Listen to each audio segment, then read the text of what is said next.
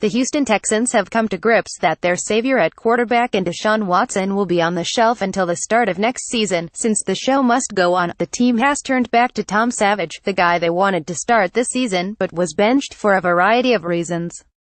It wasn't pretty in Week 1. Savage was well on his way to double-digit sacks, and after the sixth one, Bill O'Brien pulled the plug and in came Watson to quickly guide the team to a score, but it wasn't enough to overcome the Jacksonville Jaguars, losing 297, after 7-12 fun-filled weeks of terrific offense. We all found out the inevitable, that our chances of entering the postseason were likely when Watson's knee decided to give way. So now that we're back to Savage, it's understood that the offense is going to take a step back because Savage does not have the natural tools that Watson has.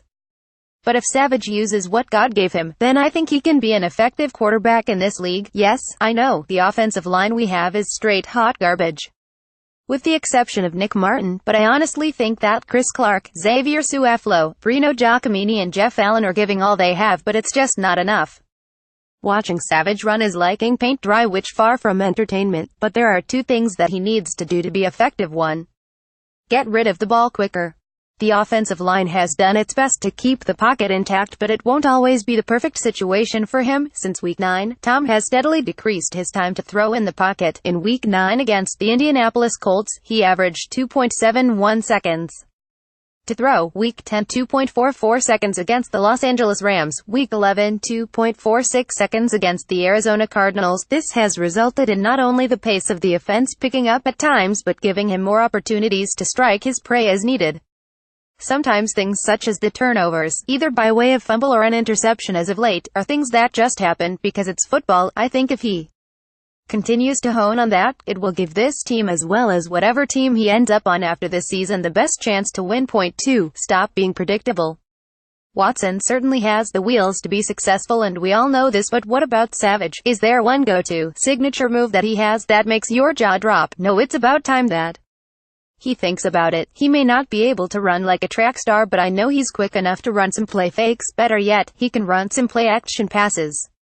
Hell, if Matt Shaw bootlegged his way to Pro Bowl nomination, I know Savage can do the same thing. That's another asset that he can bring to the table each and every game, but the fact that none of that is being run for Savage speaks to either O'Brien is not comfortable in adding that attribute to Savage's workload, or Tom himself just doesn't want or can't deal with it.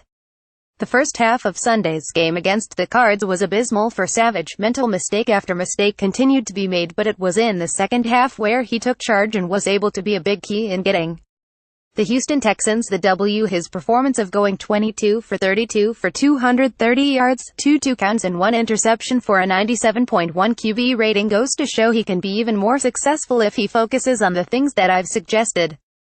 We'll have to see, as the Houston Texans have about 5 more weeks of football left before calling it a season. How they make the best, it rests a lot on Savage's shoulders. Will he overcome the challenges? We are about to see that.